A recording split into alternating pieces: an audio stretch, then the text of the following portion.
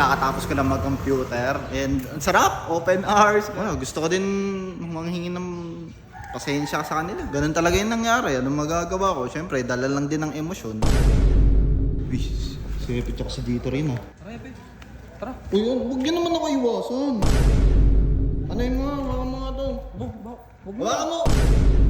Sinisisi mo nga ako dahil sa gitara mo. Di totoo naman eh. Wala tayong lugar eh. Naabutan tayo lagi eh. Wait lang. Pan lang yan, may ketik yan sa ulo. Ano talaga na ito, Epe? Porket meron na siyang pera ngayon. Hindi ko kailangan. Hindi na niya kailangan ng pagkain. Kahit bilhin ko pa siya.